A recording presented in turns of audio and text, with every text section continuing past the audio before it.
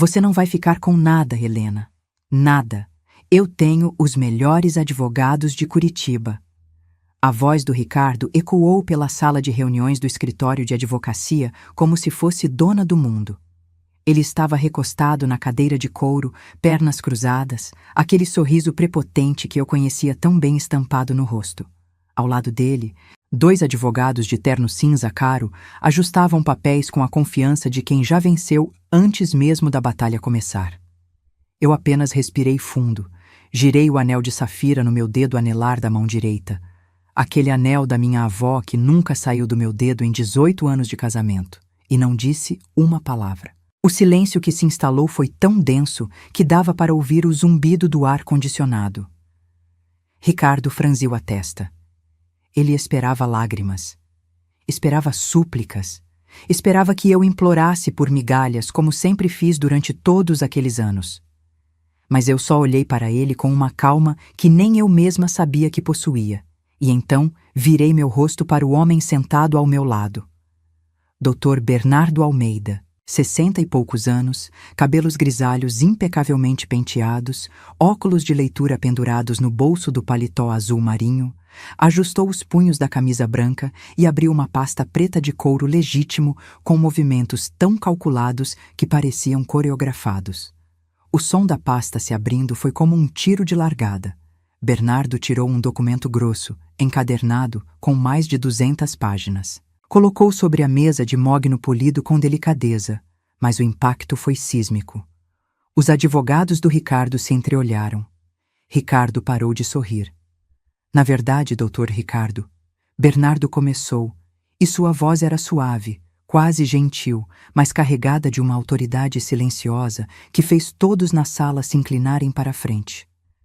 A senhora Helena não vai ficar apenas com a metade do patrimônio declarado. Ela vai ficar com tudo. Inclusive, ele fez uma pausa cirúrgica, seus olhos fixos nos olhos do meu marido, inclusive o que o senhor escondeu. O rosto do Ricardo perdeu toda a cor. Foi como assistir tinta sendo drenada de uma tela. Seus lábios se abriram, mas nenhum som saiu. Um dos advogados dele, o mais velho, de bigode grisalho, pigarreou nervoso e puxou a gravata. O outro, mais jovem, de óculos retangulares, começou a folhear papéis freneticamente como se procurasse uma saída de emergência em um labirinto. Bernardo continuou, impassível. Contas offshore nas Ilhas Cayman no valor de R$ 1.800.000. 2 apartamentos em Balneário Camboriú, registrados em nome do Sr. Marcelo Tavares. Ele pausou, olhou para o advogado mais jovem do Ricardo. Seu cunhado. Se não me engano, Dr. Ricardo, um galpão comercial em São José dos Pinhais, registrado em nome de uma empresa fantasma, da qual o senhor é beneficiário real. Ah, e os desvios fiscais da construtora nos últimos 4 anos, que totalizam sonegação de aproximadamente R$ 900.000. Cada palavra era uma bomba. Cada número, um soco. Ricardo estava pálido, suando. Ele abriu a boca de novo. Mas Bernardo levantou a mão educadamente, como um maestro pedindo silêncio à orquestra. Ainda não terminei. Bernardo virou uma página do documento e o som do papel roçando foi ensurdecedor no silêncio da sala. Temos aqui também documentação fotográfica e em vídeo de encontros extraconjugais com a senhora Vanessa Reis, sua secretária, ao longo dos últimos 7 anos. Hotéis, viagens corporativas pagas pela empresa, que, vale lembrar, é parte do regime de comunhão parcial de bens, jantares, presentes adquiridos com cartão corporativo, incluindo um Honda Civic registrado no nome da senhorita Reis, mas cujo financiamento foi pago integralmente pela construtora Cardoso em Filhos. Ricardo finalmente encontrou sua voz, mas ela saiu estrangulada, rouca. Isso é ilegal, você não pode. Vocês me investigaram, isso é invasão de privacidade. Bernardo sorriu. Não foi um sorriso cruel. Foi um sorriso quase paternal, como um professor corrigindo um aluno que insiste no erro básico. Tudo aqui foi obtido de forma absolutamente legal, Dr. Ricardo. Registros públicos, documentos corporativos, depoimentos de testemunhas, imagens capturadas em locais públicos. A senhora Helena teve todo o direito de contratar uma investigação particular quando suspeitou de irregularidades no patrimônio conjugal e de infidelidade. Aliás, ele deslizou outro envelope pela mesa na direção dos advogados do Ricardo. Aqui está uma cópia completa do relatório da investigadora Cristina Moraes, ex-delegada da Polícia Federal. Tudo certificado, autenticado e pronto para ser apresentado não apenas no processo de divórcio, mas também, ele fez nova pausa, deixando o silêncio crescer, na Receita Federal e no Ministério Público, caso seja necessário. A sala girou. Eu senti, porque até eu, que sabia de tudo, que tinha preparado cada detalhe daquele momento durante um ano inteiro, senti o peso daquelas palavras caindo como uma guilhotina. Os advogados do Ricardo estavam pálidos também agora. O mais velho empurrou os óculos para cima do nariz com mãos trêmulas e folheava o envelope que Bernardo tinha entregado. O mais jovem olhava para Ricardo como se esperasse que ele dissesse que era tudo mentira, que tinha uma explicação, que tinha uma saída. Mas Ricardo não tinha nada. Ele estava desmoronando. Eu vi em seus olhos. Aquele homem que tinha me humilhado na frente de amigos, que tinha dito para a própria mãe dele que eu era apenas uma professora fracassada que nem conseguia ganhar dinheiro, que tinha me feito sentir pequena, invisível, descartável durante anos, estava ali, encolhido na cadeira, as mãos tremendo, a respiração acelerada. E eu estava calma. Pela primeira vez em 18 anos, eu estava absolutamente calma. Girei o anel de safira mais uma vez, aquele anel que minha avó me deu no dia do meu casamento, e disse: Helena, nunca esqueça quem você é. Nunca deixe ninguém apagar sua luz. Eu tinha esquecido, vó. Por tanto tempo, eu tinha esquecido. Mas agora, naquela sala, diante daquele homem que achou que poderia me destruir, eu lembrei. Bernardo continuou, metódico, implacável. Agora, vamos falar sobre a proposta de acordo. A senhora Helena está disposta a não apresentar as evidências de sonegação fiscal e evasão de divisas às autoridades competentes. O alívio que passou pelo rosto do Ricardo durou exatamente 2 segundos. Em troca de uma divisão justa e completa do patrimônio. Isso inclui 50% de todos os bens declarados e não declarados, a Casa de Curitiba ficando integralmente para a senhora Helena e os filhos, pensão alimentícia no valor de R$ 15.000 mensais até que o filho mais novo complete 21 anos e, ele respirou fundo, uma indenização por danos morais no valor de R$ 500.000, a ser paga em parcela única no prazo de 30 dias. Silêncio. Um silêncio tão absoluto que eu podia ouvir meu próprio coração batendo. Ricardo olhou para seus advogados. O mais velho tirou os óculos, limpou com um lenço, colocou de volta e disse baixinho: Ricardo, eu preciso conversar com você. Em particular. Ricardo se levantou cambaleando, como se tivesse levado um soco no estômago. Os 3 saíram da sala. A porta se fechou. Bernardo se virou para mim, seus olhos gentis, e colocou a mão sobre a minha. Você está bem? Eu assenti. Mas a verdade, eu não sabia se estava bem. Eu estava em choque. Não pelo medo, mas pela liberdade. Pela primeira vez, eu não estava com medo do Ricardo. Pela primeira vez, eu tinha o controle. A porta se abriu 15 minutos depois. Ricardo entrou primeiro, os ombros caídos, o rosto ainda pálido. Mas agora havia algo mais: resignação, derrota. Ele não me olhou nos olhos. Sentou, cruzou as mãos sobre a mesa e disse, a voz fraca: Tudo bem, eu aceito. O advogado mais velho assentiu para Bernardo, que puxou mais documentos da pasta. Ótimo.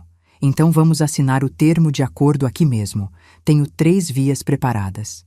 Enquanto Bernardo organizava os papéis, eu finalmente permiti que meus olhos encontrassem os do Ricardo. Ele me olhou. E naquele olhar havia algo que eu nunca tinha visto antes. Medo. Medo de mim. Ele abriu a boca, como se fosse dizer alguma coisa, talvez pedir desculpas, talvez implorar, mas eu balancei a cabeça levemente. Não havia mais nada a ser dito. 18 anos de casamento. 18 anos de sacrifícios. Eu tinha deixado minha carreira de professora de literatura para apoiar os sonhos dele. Tinha cuidado da casa, dos filhos, das festas com clientes, das aparências. Tinha engolido humilhações em silêncio. Tinha fingido que não via as mensagens no celular, os perfumes diferentes, as desculpas esfarrapadas. Mas enquanto eu fingia, eu planejava. Eu me lembrei do dia. 1 ano atrás, quando encontrei aquele recibo de hotel em Balneário Camboriú no bolso do paletó dele. Lembrei da dor, da raiva, do desespero. Lembrei de ligar para minha prima Andréia, aos prantos, e ela me dizer: Helena, você precisa se proteger. Procura alguém, investiga. Não fica aí esperando ele te destruir. Foi quando eu conheci Cristina Moraes, investigadora particular, ex-delegada da PF, especializada em crimes financeiros e casos de infidelidade conjugal. Cabelos curtos pretos, olhos atentos, postura firme. Ela se sentou na minha frente no café da Rua 15 de Novembro e disse: Helena, me conta tudo, desde o começo. E eu contei. Contei das traições, das humilhações, das suspeitas de que ele escondia dinheiro.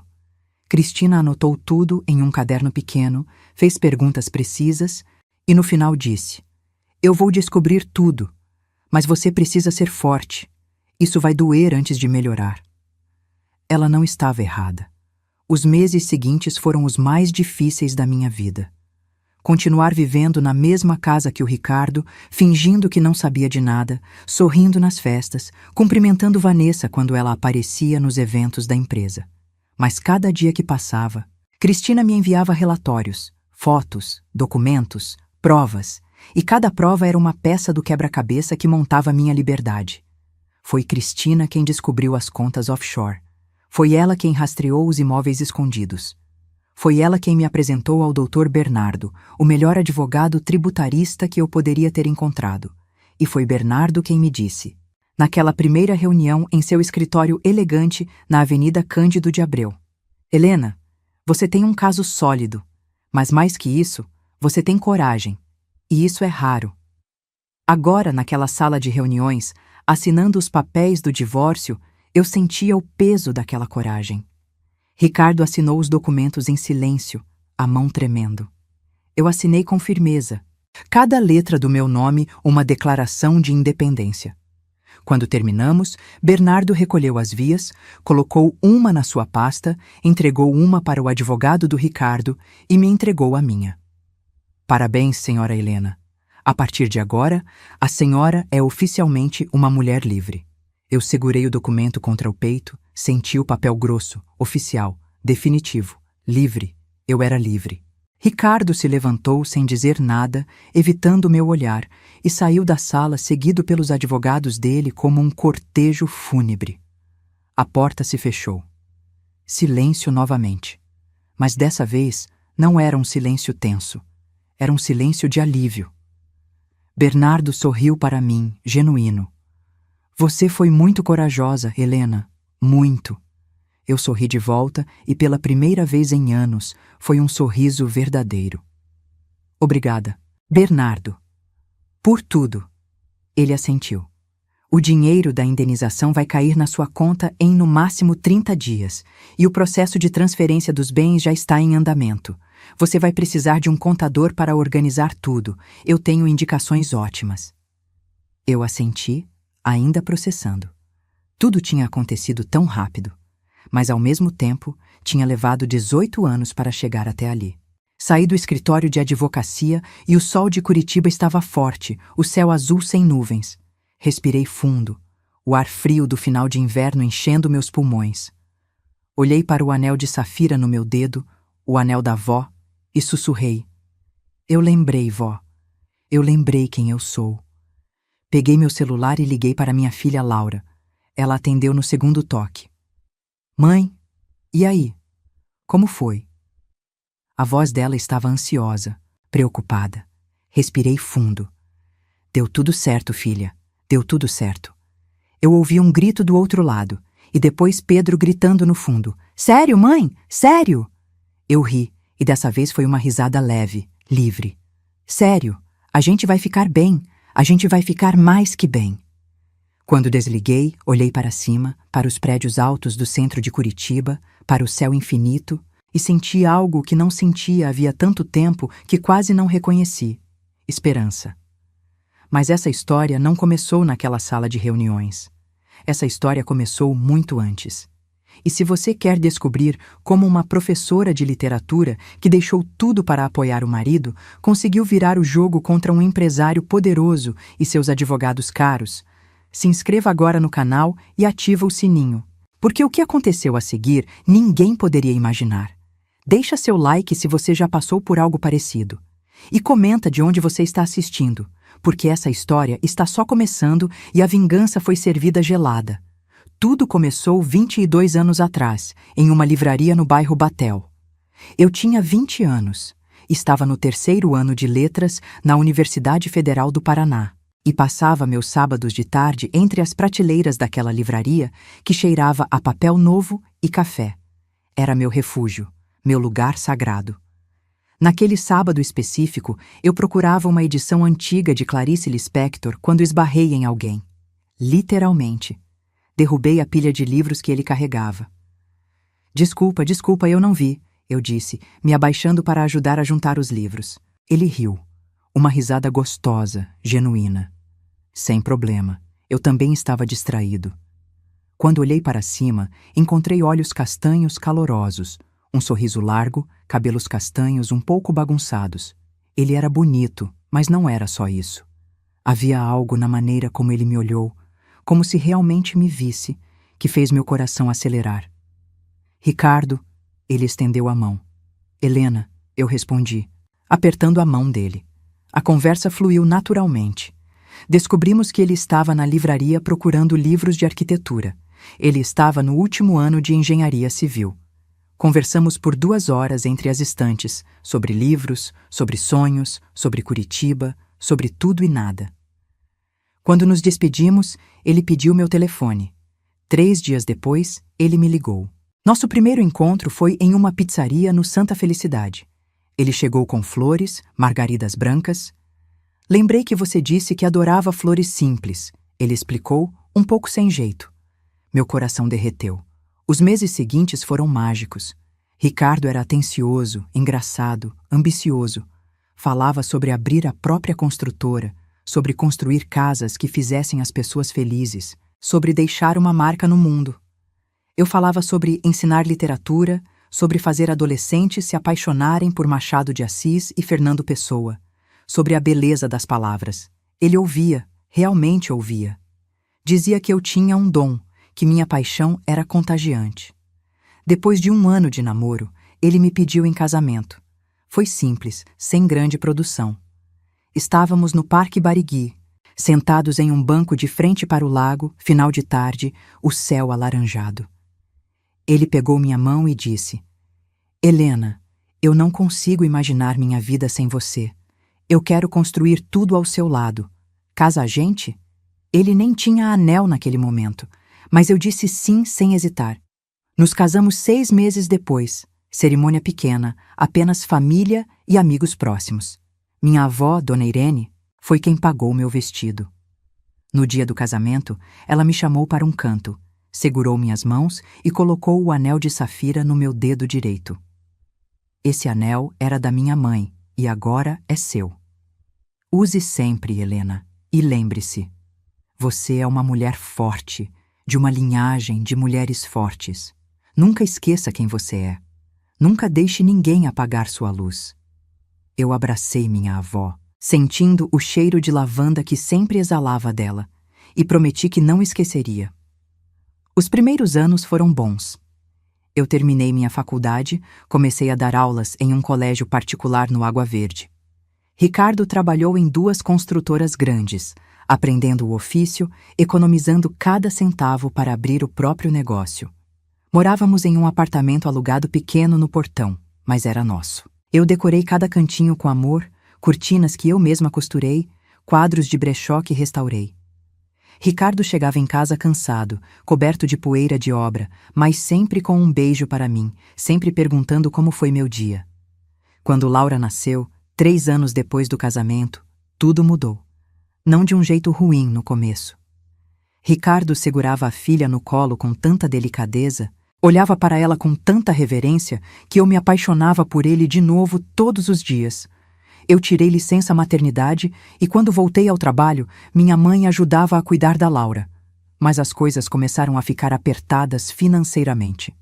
Ricardo queria muito abrir a construtora, mas faltava capital inicial. Foi quando minha avó faleceu. Dona Irene, minha guerreira, minha inspiração, partiu dormindo, tranquila, como ela sempre quis. No testamento, ela deixou para mim uma herança de R$ 400.000, fruto de uma vida inteira de economia e de um terreno que ela tinha vendido anos antes. R$ 400.000, em 2007, era muito dinheiro. Ricardo ficou eufórico. Helena, é isso, é a chance que a gente precisava. Com esse dinheiro, eu posso abrir a construtora. Eu prometo, amor. Eu prometo que vou multiplicar isso. A gente vai construir um império juntos. Eu hesitei. Aquele dinheiro era da minha avó. Era a última coisa que ela me deixou. Mas eu olhei para o Ricardo, para aquele homem que eu amava, para o pai da minha filha, e pensei: a gente é um time. O sucesso dele é meu sucesso. Assinei os papéis. Transferi os R$ 400.000 para a conta conjunta. Ricardo abriu a construtora Cardoso em Filhos. O Filhos era uma homenagem antecipada aos filhos que ainda viríamos a ter. Os primeiros anos da construtora foram difíceis. Ricardo trabalhava 16 horas por dia, de segunda a segunda. Eu cuidava de Laura sozinha na maior parte do tempo, continuava dando aulas, fazia as contas da casa esticar até o fim do mês. Mas Ricardo dizia que era temporário, que logo as coisas melhorariam. E melhoraram. A construtora começou a decolar. Contratos grandes, prédios inteiros, parcerias lucrativas. Quando Pedro nasceu, 5 anos depois da Laura, já estávamos em situação financeira confortável. Compramos a casa grande no bairro Ecoville, 3 quartos, quintal, piscina. Eu achei que finalmente poderíamos respirar, aproveitar, mas Ricardo estava cada vez mais ausente. É só mais um projeto, Helena. Depois desse, eu tiro férias, a gente viaja, prometo. As promessas se acumulavam como poeira. As férias nunca aconteciam. As viagens eram sempre canceladas de última hora. E eu? Eu comecei a me sentir invisível. As conversas entre nós se resumiam à logística. Pedro tem dentista terça. Laura precisa de material para a escola. A conta de luz está alta. Não havia mais margaridas. Não havia mais perguntas sobre meu dia. Não havia mais nada além de funcionalidade. Foi quando eu decidi largar meu emprego. Ricardo sugeriu, na verdade. Helena, você trabalha tanto, se estressa tanto com aqueles adolescentes malcriados. A gente não precisa do seu salário. Por que você não fica em casa? Cuida das crianças, da casa, de mim. Ele sorriu, aquele sorriso que já não chegava aos olhos. Você merece descansar. Eu acreditei. Acreditei que era cuidado, não controle. Larguei a sala de aula, os livros que eu amava ensinar, as conversas com alunos brilhantes que me lembravam por que eu amava literatura. Larguei Helena, a professora, e me tornei Helena, a esposa do Ricardo. Os anos seguintes foram um borrão de rotina. Levar as crianças para a escola, academia, supermercado, almoços com outras esposas de empresários, festas da construtora, onde eu sorria e fingia que tudo estava perfeito. Ricardo ficava cada vez mais distante. Chegava tarde, cheirando a perfume que não era o dele. O celular sempre virado para baixo. Conversas sussurradas que ele interrompia quando eu entrava na sala. Eu não era idiota, eu sabia, mas eu tinha medo. Medo de confrontar, medo de perder a estabilidade, medo de admitir que tinha sacrificado tudo por um casamento que estava morrendo. Tentei conversar uma vez. Foi em uma noite depois de uma festa da empresa. Ricardo tinha bebido um pouco, estava mais solto. Ricardo, a gente precisa conversar. Eu sinto que você está distante, que... Ele me cortou. Helena, você é paranoica. Eu trabalho pra caramba pra dar tudo pra você, pros nossos filhos, e você vem com essas neuras. Eu tô cansado. E saiu, batendo a porta do quarto. Eu fiquei ali, parada na cozinha, as mãos tremendo. Paranoica. Ele me chamou de paranoica. Comecei a duvidar de mim mesma. Talvez eu fosse paranoica. Talvez fosse tudo na minha cabeça. Até que encontrei o recibo. Foi em uma manhã normal. Eu estava separando a roupa dele para lavar quando achei o recibo de hotel no bolso do paletó. Hotel Mar Azul, Balneário Camboriú. Suíte presidencial. R$ 2.400. Data: 3 semanas atrás. Ricardo tinha dito que estava em São Paulo, em reunião de negócios naquele final de semana. Minhas mãos tremeram tanto que derrubei o recibo. Sentei no chão do quarto, encostei as costas na cama e chorei. Chorei por horas. Chorei por todos os anos de sacrifício, por todas as vezes que engoli humilhação, por todas as noites que dormi sozinha enquanto ele estava trabalhando. Quando não tinha mais lágrimas, eu liguei para minha prima Andréia. Andréia era advogada, divorciada, direta. Ela ouviu tudo e disse: Helena, para de ser trouxa. Procura um investigador. Descobre a verdade. Porque se ele tá te traindo, você tem direito a metade de tudo que ele construiu com o seu dinheiro. Lembra? Aquele dinheiro da avó que você foi idiota de colocar na conta dele. Ela tinha razão. Minha avó, o anel de safira. Olhei para ele no meu dedo. Nunca esqueça quem você é. Eu tinha esquecido. Mas agora, segurando aquele recibo, sentindo a raiva subir pela garganta, eu comecei a lembrar. Procurei Cristina Moraes na semana seguinte. Ela tinha sido recomendada por Andréia, que conhecia o trabalho dela de um caso na Polícia Federal. Marquei a reunião em um café discreto no centro. Cristina era tudo que eu não era. Segura, firme, incisiva.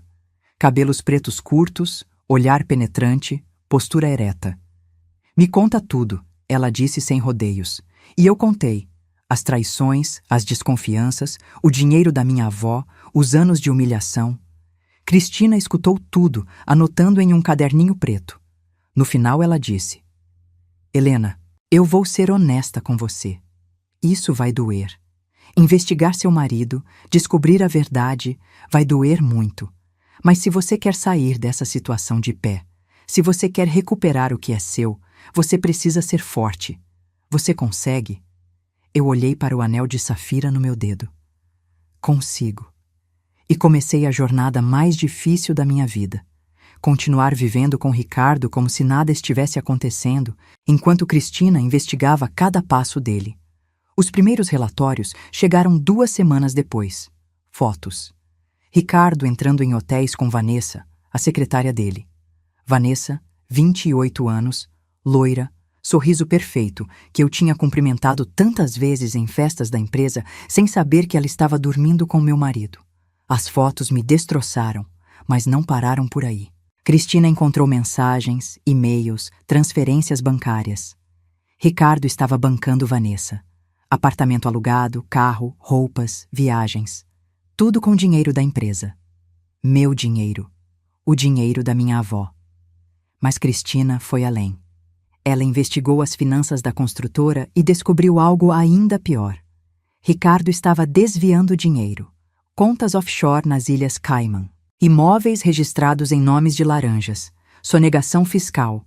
Tudo documentado, tudo provado. Quando Cristina me mostrou o relatório completo, 300 páginas de evidências, eu não sabia se ria ou chorava.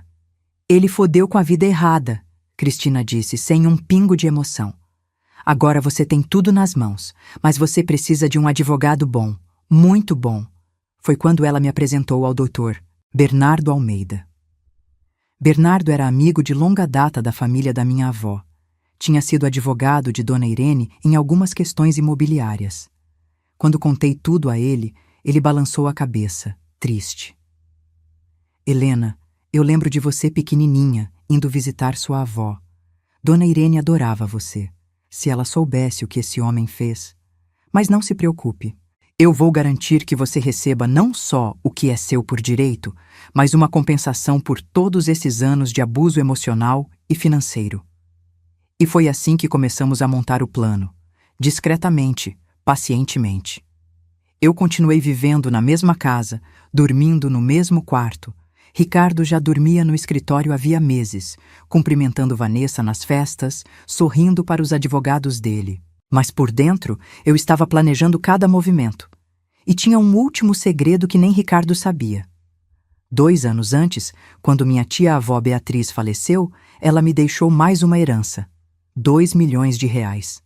Mas dessa vez eu não fui idiota. Eu não contei para o Ricardo. Investi tudo com a ajuda de um consultor financeiro indicado por Andréia. Em 2 anos, aqueles 2 milhões viraram 2.400.000. Tudo em contas no meu nome, investimentos separados. Ricardo não fazia ideia. Ele achava que eu era dependente dele financeiramente, que eu não tinha para onde ir. Mas eu tinha. Eu tinha uma fortaleza financeira que ele nem imaginava. E quando Bernardo me disse que estava tudo pronto, que tínhamos evidências suficientes para destruir Ricardo no divórcio, eu respirei fundo e disse: vamos em frente. Foi quando Ricardo recebeu a notificação de divórcio. Ele chegou em casa, vermelho de raiva, jogou os papéis na minha frente. O que é isso, Helena? Você enlouqueceu? Eu estava sentada na sala, calma, as mãos cruzadas no colo. É um pedido de divórcio, Ricardo. Eu quero me separar. Ele riu. Riu na minha cara. Você? Se separar? Helena, você não é nada sem mim. Você não tem dinheiro, não tem carreira, não tem nada. Boa sorte tentando sobreviver sozinha. Eu não respondi, apenas o olhei com pena. Você vai se arrepender disso. Ele cuspiu as palavras. Eu tenho os melhores advogados de Curitiba. Você não vai ficar com nada. E foi assim que chegamos naquela sala de reuniões. Ricardo, confiante, prepotente, achando que ia me esmagar, sem saber que eu tinha montado o jogo peça por peça, por um ano inteiro. E agora ele estava do outro lado da mesa, pálido, suando, assinando sua própria derrota. Os 30 dias seguintes após aquela reunião foram os mais estranhos da minha vida. Ricardo ainda morava na casa, mas em um quarto separado no andar de baixo. Ele mal falava comigo, mal olhava para mim. Passava os dias trancado no escritório, ao telefone com advogados, com contadores, tentando desesperadamente encontrar uma saída. Mas não havia saída. Bernardo tinha sido meticuloso. Cada documento, cada evidência, cada número estava certificado, autenticado, irrefutável. Eu continuava minha rotina normalmente. Levava Laura e Pedro para a escola, fazia as compras, preparava o jantar. Mas algo tinha mudado dentro de mim. Eu andava mais ereta, falava mais firme, olhava as pessoas nos olhos. Uma tarde, Laura me perguntou: Mãe, você tá diferente, mais feliz? Eu sorri para minha filha. Essa menina linda de 16 anos que tinha herdado meus olhos castanhos e a inteligência da avó. Estou me encontrando de novo, filha. É só isso. Laura me abraçou forte. Eu sei que você e o pai vão se divorciar. Tá tudo bem, mãe. A gente só quer que você seja feliz. Meu coração se encheu. Meus filhos sabiam. Claro que sabiam. Crianças sempre sabem quando os pais não se amam mais. Mas saber que eles me apoiavam, que eles entendiam, me deu uma força que eu nem sabia que precisava. Foi na segunda semana que Vanessa apareceu. Ela tocou a campainha em uma terça-feira à tarde. Eu estava na sala, lendo um livro. Tinha voltado a ler algo que não fazia havia anos. Quando abri a porta e vi ela ali, parada no batente, de salto alto e roupa de grife, meu primeiro instinto foi fechar a porta na cara dela. Mas não fiz isso. Apenas a encarei, esperando. Posso entrar? Ela perguntou, a voz baixa, quase envergonhada. Não, eu respondi, firme. Então, vou falar aqui mesmo. Ela respirou fundo. Helena, eu sei que você sabe. Sobre mim e o Ricardo, e eu sei que você tem todo o direito de me odiar. Mas eu precisava vir aqui te dizer que... Aqui eu terminei com ele. Eu ergui uma sobrancelha. Você terminou com ele? Que interessante. E por que exatamente você acha que eu me importo? Vanessa mordeu o lábio inferior, os olhos marejados. Porque eu fui idiota. Ele me prometeu que ia deixar você, que ia casar comigo, que a gente ia ficar junto. Mas agora que tudo isso do divórcio explodiu, ele me ligou ontem e disse que não pode mais me ver, que eu fui só uma distração, que ele nunca me amou de verdade. Uma lágrima desceu pelo rosto dela. Eu deveria ter sentido pena. Mas tudo que senti foi um vazio frio. Vanessa, você dormiu com o marido de outra mulher por 7 anos. Você aceitou presentes, viagens, um carro, um apartamento, tudo pago com dinheiro que não era dele, era nosso. Você olhava para mim em festas, sorria para mim, sabendo que estava destruindo meu casamento. E agora você vem até a minha casa porque ele te descartou? Minha voz estava calma, mas cada palavra era uma lâmina. Eu não tenho nada para te dizer, Vanessa. Exceto isso, você colheu exatamente o que plantou. Agora sai da minha propriedade antes que eu chame a polícia. Ela soluçou, mas se virou e foi embora, cambaleando nos saltos. Fechei a porta, encostei nela e respirei fundo. Parte de mim esperava sentir satisfação, mas o que senti foi apenas cansaço. Cansaço de anos de mentiras, de traições, de dor. Mas também senti algo novo. Esperança. Esperança de que essa história estava finalmente chegando ao fim. Na 3ª semana, a indenização caiu na minha conta. R$500 mil. Eu olhei para o extrato no aplicativo do banco, aquele número absurdo na tela do celular e não consegui acreditar. Liguei para Bernardo. Bernardo, o dinheiro? Caiu? Ele riu do outro lado. Sim, Helena. E isso é só o começo. A transferência dos imóveis e a divisão do patrimônio vão estar completas em mais 2 semanas. Você vai ficar muito bem de vida. Desliguei e chorei. Mas não eram lágrimas de tristeza. Eram lágrimas de alívio, de libertação. Naquela noite, jantei com Laura e Pedro. Ricardo nem apareceu, estava trancado no escritório como sempre. Crianças, eu comecei, a voz firme. Eu preciso contar uma coisa para vocês. Eles me olharam, atentos. Eu e seu pai vamos nos divorciar oficialmente nas próximas semanas. E a casa vai ficar para mim e para vocês. Seu pai vai morar em outro lugar. Laura assentiu, séria. A gente já sabia, mãe, e tá tudo bem. Pedro, meu menininho de 13 anos, sempre mais sensível, perguntou: mas a gente ainda vai ver o pai, né? Claro, amor, sempre que vocês quiserem. Isso não muda. Ele pareceu aliviado. Naquela noite, depois que as crianças foram dormir, eu subi para o quarto, deitei na cama e, pela primeira vez em anos, dormi profundamente. Sem pesadelos, sem ansiedade, sem medo. Foi na 4ª semana que Ricardo tentou o contra-ataque. Ele chegou em casa uma tarde, acompanhado de um homem de terno escuro que eu não conhecia. Bateu na porta da sala onde eu estava lendo. Helena, preciso falar com você. Esse é o Dr. Augusto Braga, meu novo advogado. Eu marquei a página do livro, fechei e olhei para os dois. Pode falar. Dr. Augusto, um homem de uns 50 anos, barriga proeminente, óculos de aro grosso, pigarreou. Senhora Helena, vim aqui fazer uma proposta. O doutor Ricardo está disposto a aumentar a oferta de pensão alimentícia para R$20 mil mensais em troca de você desistir da indenização por danos morais e de metade dos bens não declarados. Eu olhei para Ricardo. Ele evitou meu olhar. Olhei de volta para o Dr. Augusto. Não, senhora Helena, é uma oferta generosa. Eu disse não. Minha voz estava firme, sem espaço para negociação. O acordo já está assinado, homologado e sendo executado. Não há nada mais a discutir. E agora, por favor, saiam da minha sala. Dr. Augusto olhou para Ricardo, que estava vermelho de raiva. Helena, você está fazendo isso só para me ferrar, né? Para me destruir. Eu me levantei, caminhei até ele e, pela primeira vez em 18 anos de casamento, olhei nos olhos dele sem medo nenhum.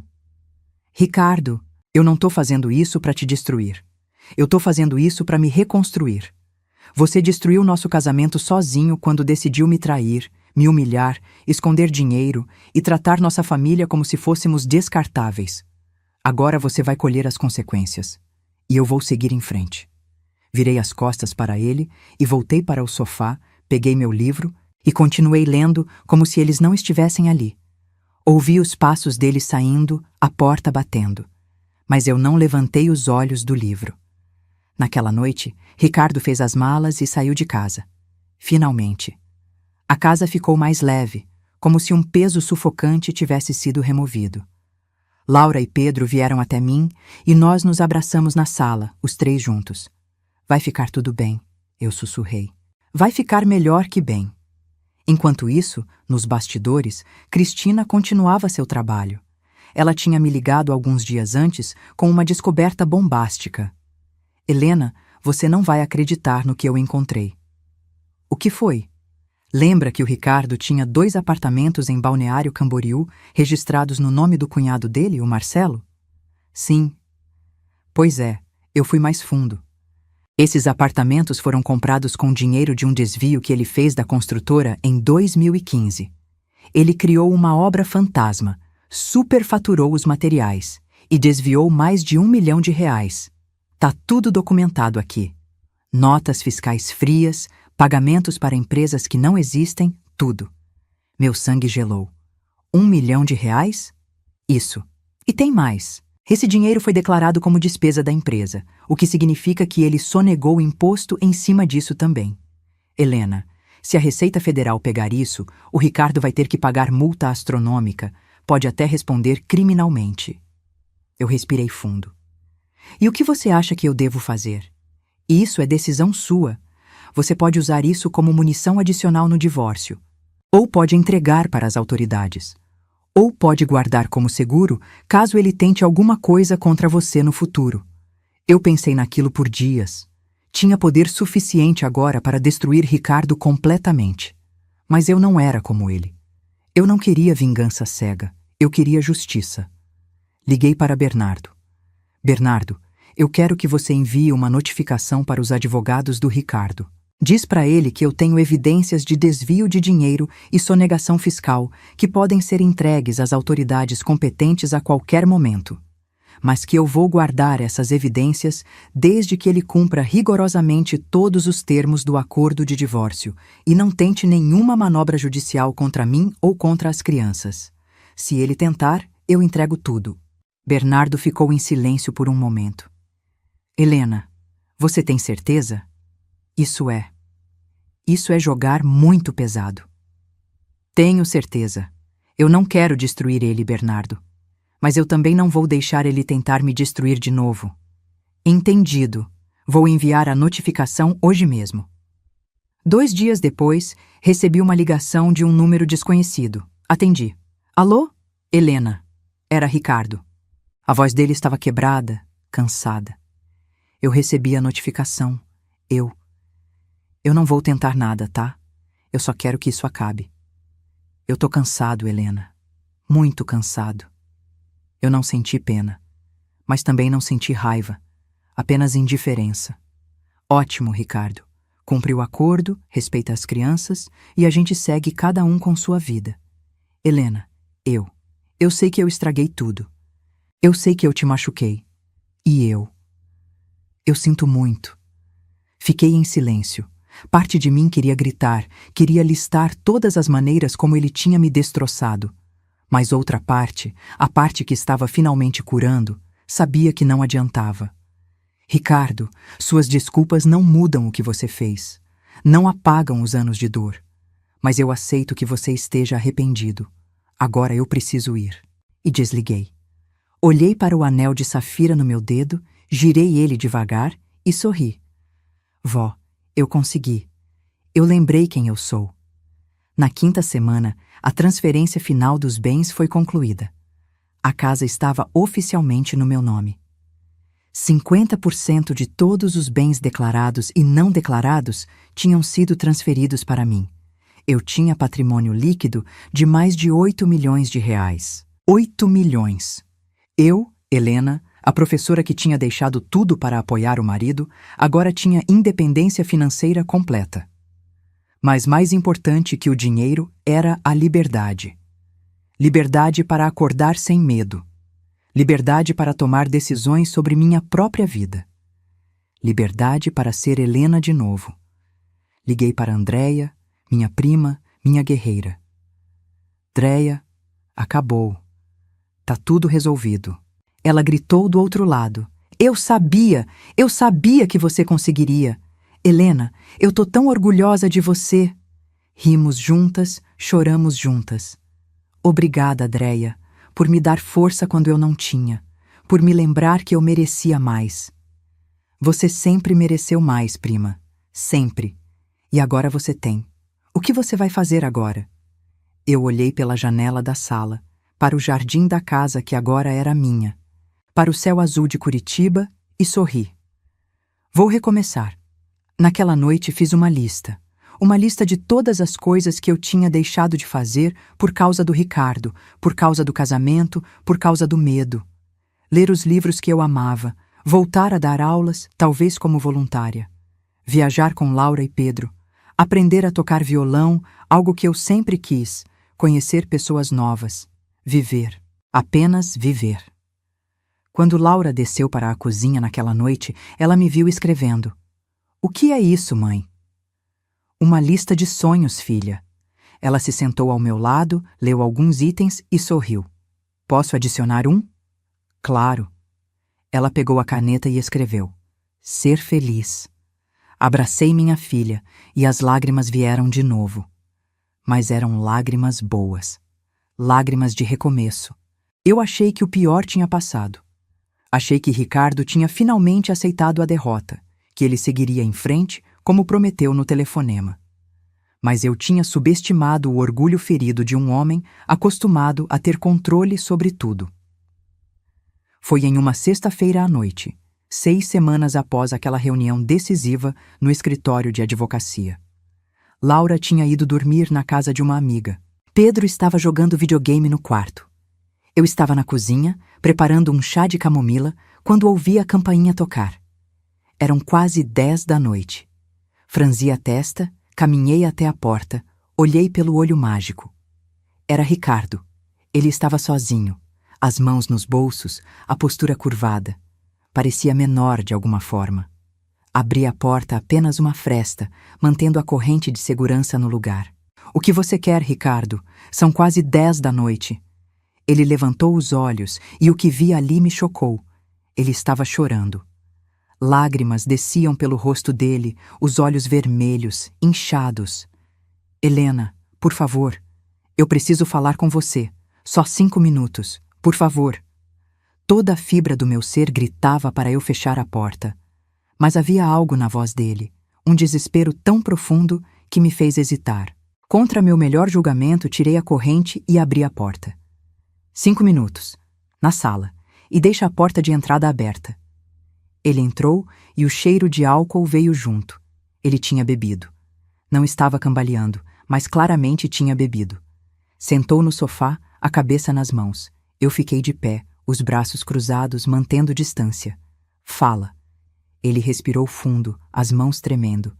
Helena, eu perdi tudo. A Vanessa me deixou, você já sabe disso. Mas eu perdi contratos grandes da construtora também. 3 clientes importantes cancelaram nas últimas semanas. Eles souberam do divórcio, das acusações, e não querem mais fazer negócio comigo. Minha reputação tá destruída. Eu não disse nada. Apenas esperei. E hoje, ele continuou, a voz quebrando. Hoje eu descobri que meu sócio, o Mauro, tá tentando me tirar da construtora. Ele convocou uma assembleia extraordinária, juntou os outros investidores e está argumentando que eu sou um risco para a empresa por causa das irregularidades fiscais. Helena, eles vão me expulsar da empresa que eu criei, da empresa que a gente criou com o dinheiro da sua avó. Ele olhou para mim, os olhos implorando compreensão. Eu senti uma pontada, mas não de pena. Era algo mais complexo. Era a constatação de que esse homem, que um dia eu amei mais que tudo, tinha se autodestruído completamente. E você está me contando isso por quê? Perguntei, a voz neutra.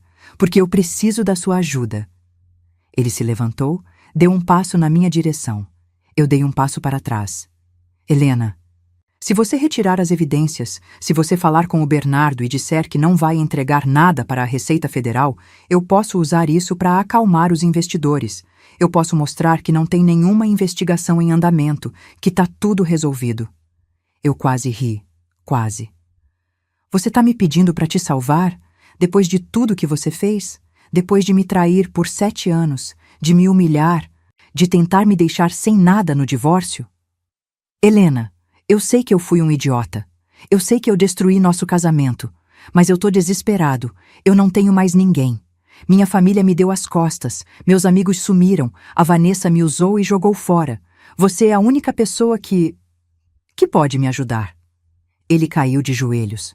Literalmente caiu de joelhos no chão da sala. Por favor, Helena, por favor. Pelos anos que a gente passou juntos, pelos nossos filhos, por favor. Eu olhei para aquele homem de joelhos no chão da minha sala. Esse homem que tinha sido meu marido por 18 anos. Esse homem que tinha segurado minha mão quando Laura nasceu. Esse homem que tinha construído um império e depois tentado me excluir dele. E eu não senti nada, nenhuma raiva, nenhuma pena. Apenas um vazio frio. Ricardo, levanta. Ele levantou-se apoiando no sofá. Você quer que eu te ajude? Depois de tudo? Você realmente acha que eu devo alguma coisa para você? Helena. Não, deixa eu terminar. Minha voz estava firme, controlada. Você teve escolhas, Ricardo. Você escolheu me trair, escolheu esconder dinheiro, escolheu me humilhar, escolheu tentar me deixar sem nada. E agora você quer que eu te salve das consequências das suas próprias escolhas? Ele abriu a boca, mas eu levantei a mão. Eu não vou te ajudar, não porque eu quero vingança, não porque eu te odeio, mas porque eu aprendi que não é minha responsabilidade te salvar. Você é um homem adulto que tomou decisões adultas. Agora você lida com as consequências. Helena, por favor, sai da minha casa, Ricardo. Helena, sai! Minha voz ecoou pela sala. Pedro apareceu no topo da escada, assustado. Mãe, tá tudo bem? Respirei fundo, recuperando a compostura. Tá tudo bem, filho. Seu pai tá saindo. Ricardo olhou para mim uma última vez, e naquele olhar havia ódio. O desespero tinha se transformado em raiva. Você vai se arrepender disso, Helena. Você vai... Não, Ricardo, eu não vou. A única coisa que eu me arrependo é de não ter feito isso anos atrás. Agora sai antes que eu chame a polícia. Ele saiu, batendo a porta com tanta força que os quadros na parede tremeram. Eu fiquei ali parada, tremendo, o coração acelerado. Pedro desceu correndo as escadas e me abraçou. Mãe, o que ele queria? Ele queria ajuda. Mas ele não merece minha ajuda, filho. Não depois de tudo. Pedro assentiu, me abraçando mais forte. Eu te amo, mãe. Você é a pessoa mais forte que eu conheço. Aquelas palavras me quebraram. Chorei ali, abraçada no meu filho de 13 anos, liberando toda a tensão, todo o medo, toda a dor. Na manhã seguinte, recebi uma ligação de Bernardo. Helena, você viu as notícias? Que notícias? A construtora do Ricardo. A assembleia foi anteontem. Eles votaram pela expulsão dele da sociedade. Ele não é mais o dono da Cardoso em Filhos. Meu coração acelerou. Como assim? O Mauro e os outros investidores compraram a parte dele. Ele recebeu uma indenização, mas muito menos do que a empresa realmente vale. Basicamente, ele foi forçado a vender por migalhas. E tem mais. O quê? A Receita Federal abriu investigação oficial sobre sonegação fiscal da construtora.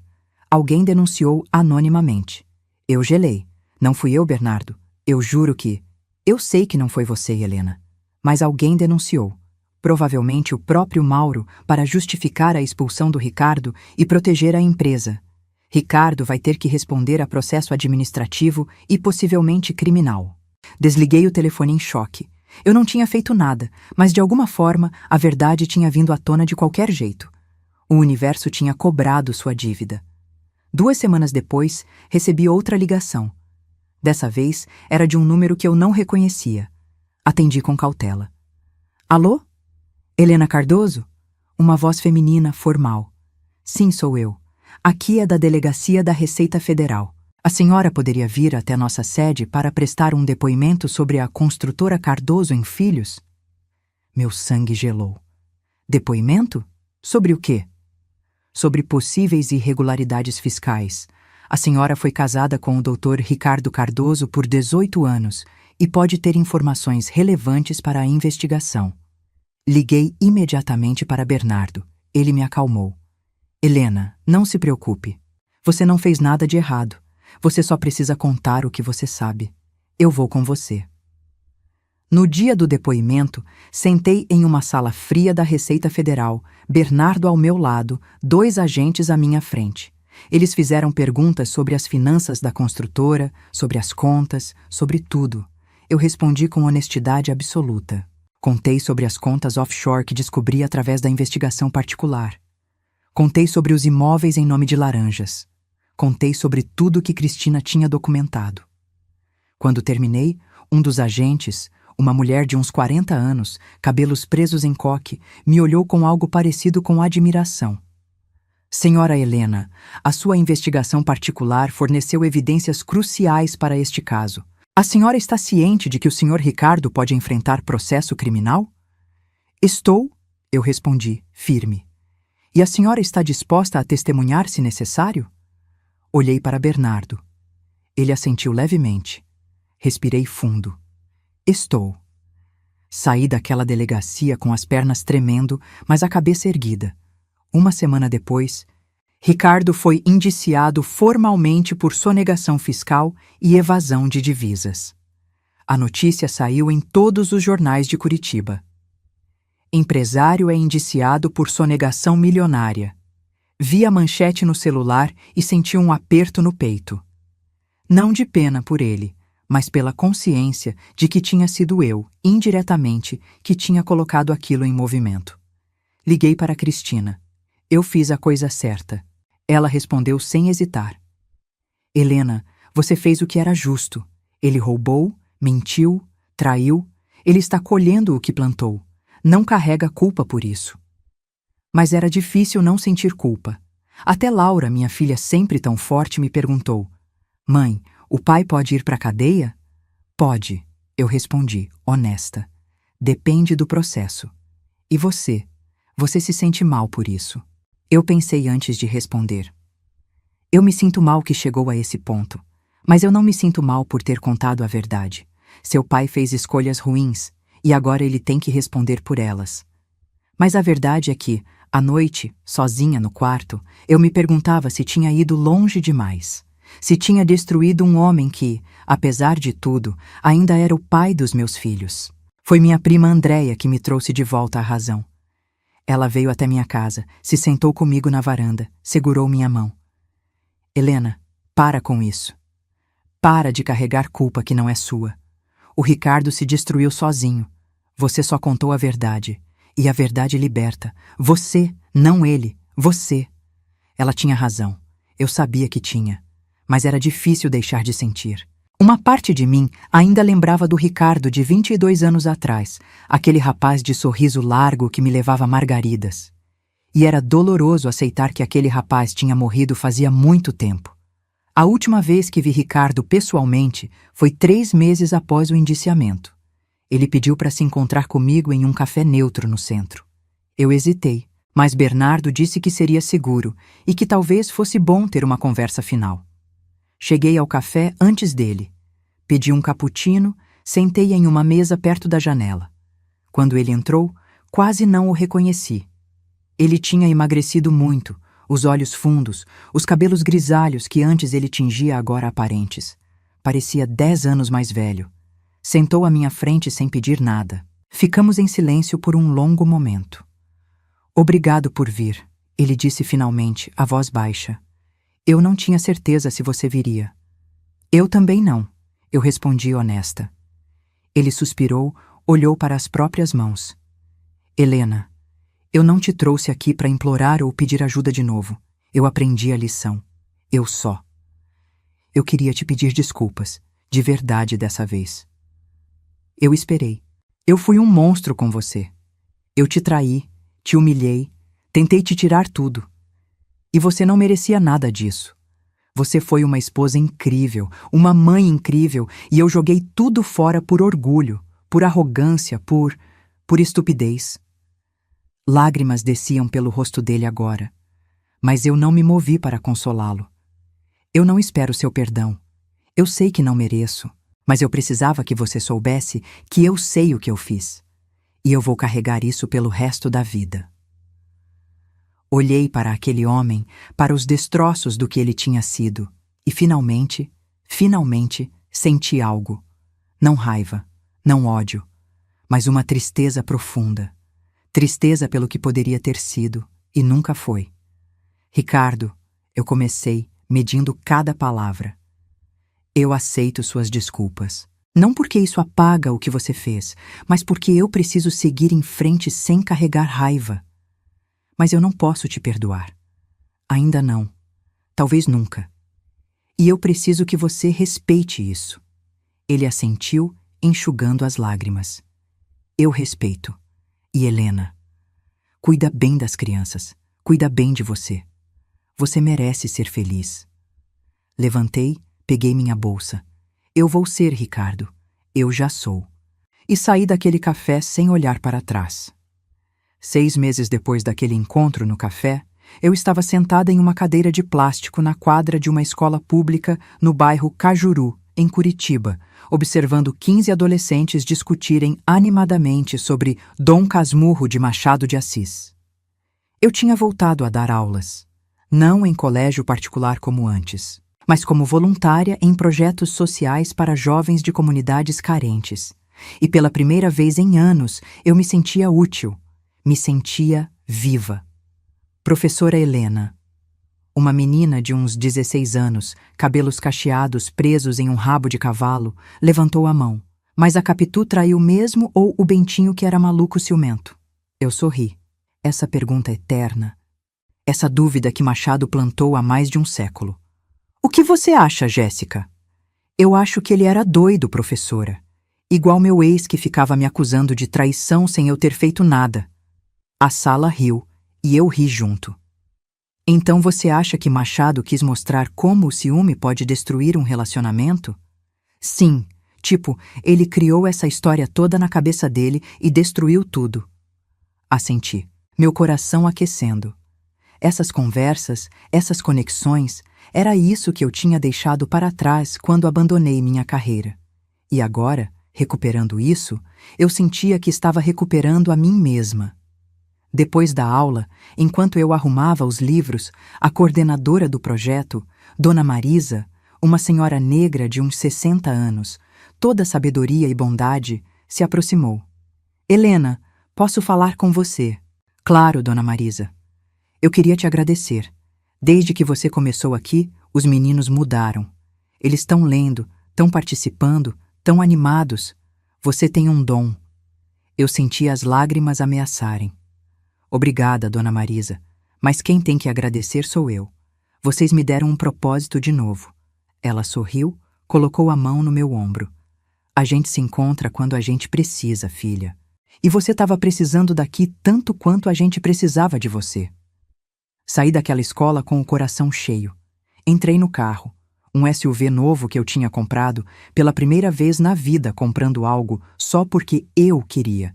E dirigi pelas ruas de Curitiba, ouvindo Elis Regina no rádio. A cidade parecia diferente agora. Mais colorida, mais viva. Ou talvez fosse eu que estava diferente. Quando cheguei em casa, Laura estava na cozinha fazendo bolo de cenoura. Ela tinha herdado meu amor por cozinhar. Oi, mãe! Como foi na escola? Maravilhoso, filha. Maravilhoso. Pedro estava na sala, jogando videogame com 2 amigos. Ele pausou o jogo quando me viu. Mãe, a gente pode pedir pizza hoje? Pode. Escolhe o sabor. Ele comemorou, voltou ao jogo. Vida normal. Vida simples. Vida boa. Naquela noite, depois que as crianças foram dormir, sentei na varanda com uma xícara de chá e meu livro. Estava relendo A Hora da Estrela, da Clarice Lispector. O céu estava estrelado, a brisa fresca. Girei o anel de safira no dedo, aquele anel da vó que tinha me acompanhado em toda a jornada. Vó, eu consegui! Sussurrei para as estrelas. Eu lembrei quem eu sou, e eu tô reconstruindo minha vida. Tijolo por tijolo. Senti uma paz profunda me envolver. Ricardo estava longe agora. Ele tinha sido condenado a 2 anos de prisão em regime semiaberto por sonegação fiscal, mas com possibilidade de cumprir pena alternativa prestando serviços comunitários. Ele tinha perdido quase tudo: a construtora, a reputação, os amigos. Mas eu não sentia satisfação com isso. Apenas sentia que a justiça tinha sido feita. Ele ainda via Laura e Pedro regularmente. Os encontros eram tensos no começo, mas com o tempo, as crianças construíram uma relação nova com o pai.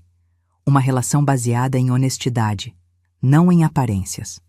Laura me disse uma vez: "Mãe, o pai tá diferente, mais humilde, mais presente de certo jeito." Eu esperei que fosse verdade. Pelas crianças, eu esperei. Quanto a Vanessa, eu soube por terceiros que ela tinha se mudado para São Paulo, arrumado um emprego em outra empresa, recomeçado. Parte de mim esperei que ela tivesse aprendido alguma coisa, que ela não fizesse com outra mulher o que fez comigo. 3 meses depois de voltar a dar aulas, recebi uma mensagem inesperada no WhatsApp. Era de Cristina, a investigadora. "Helena, tô com uma proposta para você. Posso te ligar?" Liguei de volta imediatamente. "Cristina, tudo bem? Que proposta?" "Helena, eu tô montando uma ONG. Chama-se Mulheres de Pé. A gente vai oferecer apoio jurídico, psicológico e investigativo para mulheres em situações de violência doméstica, traição, abuso financeiro. E eu queria que você fizesse parte. Não como funcionária, mas como conselheira. Sua história pode inspirar outras mulheres." Eu fiquei em silêncio, processando. "Cristina, eu não sei se..." "Helena, você passou por tudo isso e saiu do outro lado inteira, forte, livre. Quantas mulheres precisam ouvir que é possível? Quantas mulheres estão onde você estava há 1 ano, com medo, achando que não tem saída?" Ela tinha razão. Eu sabia que tinha. "Deixa eu pensar e te respondo. Ok. Mas pensa bem, Helena. Você pode fazer muita diferença." Desliguei e fiquei pensando. Minha história. Eu nunca tinha pensado nela como algo que pudesse ajudar outras pessoas. Sempre tinha pensado nela como minha dor pessoal, minha jornada privada. Mas talvez houvesse um propósito maior. Conversei com Laura e Pedro sobre a proposta.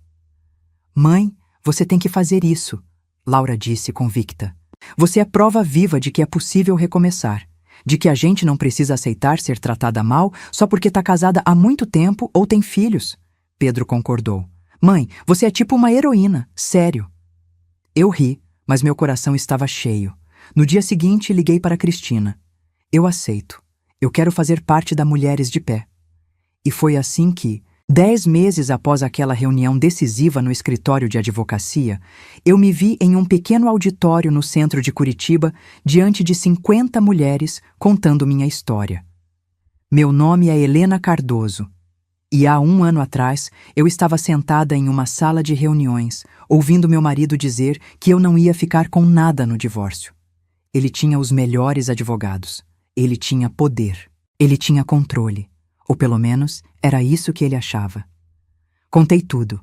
As traições, as humilhações, a investigação, a virada na reunião de divórcio. As mulheres ouviam em silêncio absoluto, algumas chorando, outras com os punhos cerrados. E hoje, 1 ano depois, eu tô aqui, livre, financeiramente independente, reconstruindo minha vida nos meus termos. Não porque eu quis vingança, mas porque eu lembrei quem eu era, porque eu parei de aceitar migalhas quando eu merecia o banquete inteiro. Quando terminei, o silêncio durou 3 segundos. Depois, aplausos. Aplausos estrondosos, mulheres se levantando, chorando, aplaudindo. Uma mulher na primeira fila, lágrimas escorrendo pelo rosto, me disse depois: "Obrigada, você me deu esperança."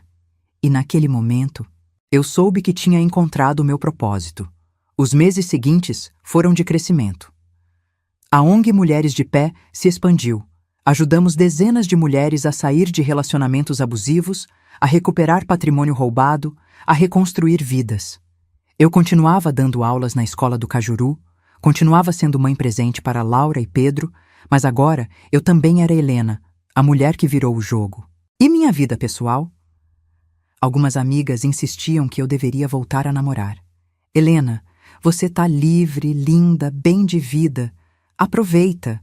Mas eu não tinha pressa. Pela primeira vez na vida adulta, eu estava sozinha e estava descobrindo que gostar da própria companhia era libertador. Eu viajei. Fui para Buenos Aires com Laura, só nós duas, mãe e filha, explorando livrarias, comendo empanadas, rindo. Fui para Fernando de Noronha com Pedro. Mergulhamos com tartarugas, vimos o pôr do sol mais lindo que já vi na vida.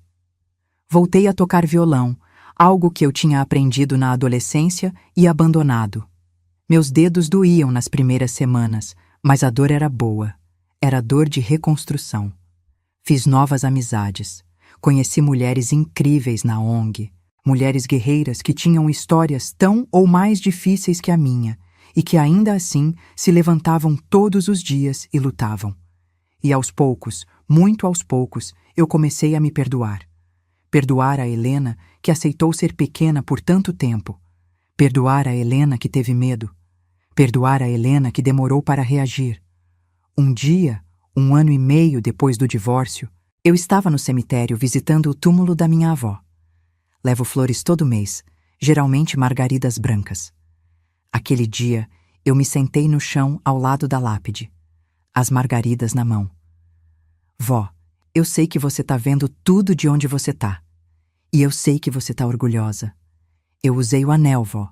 Usei como armadura, como lembrança, como força. E eu lembrei. Lembrei que eu venho de uma linhagem de mulheres fortes, que eu sou forte e que eu mereço dignidade, respeito, amor de verdade. Coloquei as flores no vaso, passei a mão na lápide fria. Obrigada, vó, por tudo. Pelo anel, pela herança, pela força que você plantou em mim. Eu não vou decepcionar você. Nunca mais. Quando saí do cemitério, o sol estava se pondo, tingindo o céu de laranja e rosa. Olhei para o anel de safira, ele brilhava sob a luz do entardecer, e sorri. Hoje, 2 anos após aquela reunião no escritório de advocacia, eu acordo todos os dias grata. Grata pela dor que me ensinou força, grata pela traição que me ensinou meu valor, grata pela queda que me ensinou a me levantar. Ricardo? Ele cumpriu a pena alternativa, está trabalhando em uma empresa pequena de engenharia, reconstruindo aos poucos. Ele vê as crianças regularmente, e embora nosso relacionamento seja estritamente cordial e distante, não há mais guerra. Há paz. E talvez um dia haja perdão. Mas essa história não é sobre ele. Nunca foi. Essa história é sobre mim. Sobre Helena, que perdeu a si mesma e se encontrou de novo. Sobre a professora que virou esposa troféu e depois virou guerreira. Sobre a mulher que ouviu, "Você não vai ficar com nada", e respondeu ficando com tudo. Principalmente com sua dignidade. Se essa história tocou seu coração, se você se identificou em algum momento dessa jornada, deixe seu comentário aqui embaixo, contando de onde você está assistindo e o que mais tocou você. Compartilhe esse vídeo com aquela amiga, prima, vizinha que precisa ouvir essa mensagem.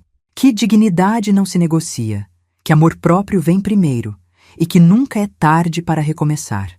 Deixa seu like, se inscreve no canal e ativa o sininho para não perder as próximas histórias.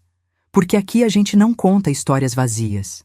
A gente conta histórias que transformam, que curam, que lembram você de quem você realmente é. Uma mulher forte, capaz e merecedora de todo o amor do mundo. Um abraço apertado no seu coração e lembre-se, você é mais forte do que imagina. Até a próxima.